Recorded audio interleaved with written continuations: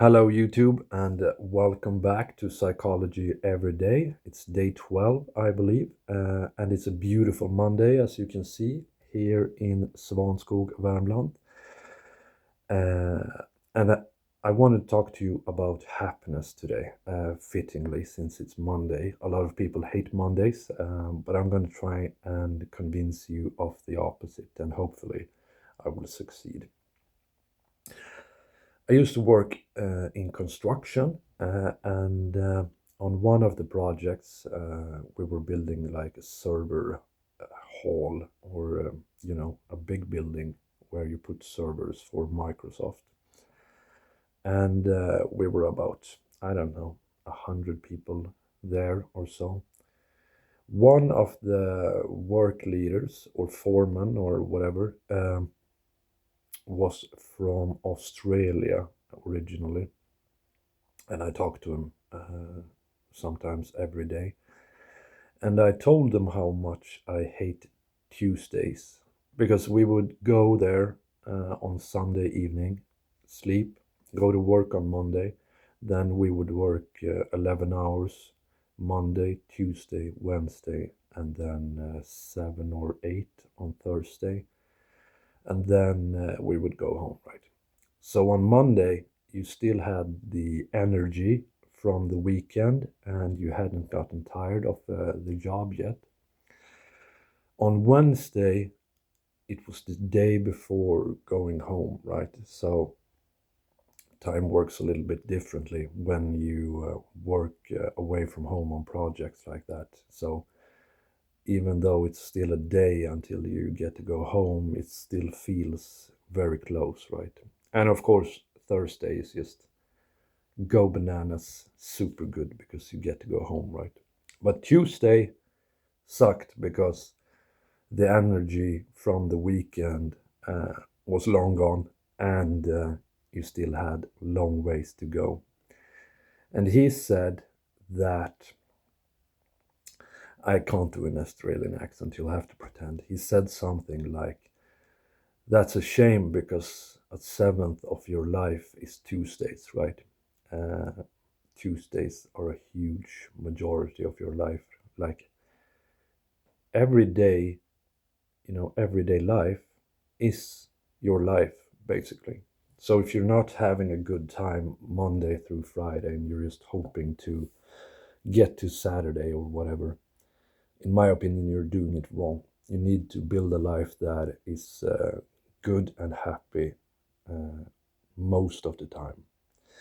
Now, there are other things you can talk about, whether you should aim for happiness at all, right? But if you're miserable all the time, or 5 days a week, you're going to be miserable your entire life because, a week is a micro cycle, micro version even of your entire life. In positive psychology, which is psychology that doesn't focus on sickness or disease or pathology in the same way, but rather on well-being, meaningfulness, and happiness, there are sort of two different schools, and one of them has reached the conclusion that you need some sort of combination of flow, meaning, and pleasure. And you can get by on only flow or only meaning, but not on only pleasure. You need to combine pleasure with some of the other two. So, for instance, if you got a job that you find incredibly meaningful, then it is possible to be happy only doing that job. Some people can only work with something that they truly love and have nothing else and be happy. And the same goes for flow, which in this field of psychology refers to activities where you lose track of time, like completely, you lose yourself in the moment, right? So it might be, for me, it's riding dirt bikes because you're just completely in the moment, you're not thinking about anything else. And when you do it, you sort of lose track of time. They give the example for artists who play music or, video gaming can be such an activity that goes under the flow category. Pleasure is more of the hedonistic sort of thing where it does give you happiness, but it cannot be the only source of happiness. So, good food, love, sex, whatever, partying, stuff like that does make a positive impact if you don't do it in a harmful way. And then we have the other school, which is in my psychology program. We had a book called The How of Happiness, and it was sort of a progression of or sort of a counter argument, I guess, to the Stoics, who were like, your mindset is everything. And I do still think that your mindset is everything. I even wrote a book that talks about this. But in The How of Happiness, they say that according to science, their science at least, it's more about your habits. So it's what you do and sort of what you make of things. And also that you're very adaptable. So they showed that circumstance doesn't really affect you all that much. An example is if you end up in a wheelchair, you imagine yourself, right, that if you're going to end up in a wheelchair or get blind, that you will be very unhappy. But over time, you get accustomed to it, and almost every time you're gonna sort of bounce back to your normal happiness levels. However, your actions actually affect your happiness to a very large degree.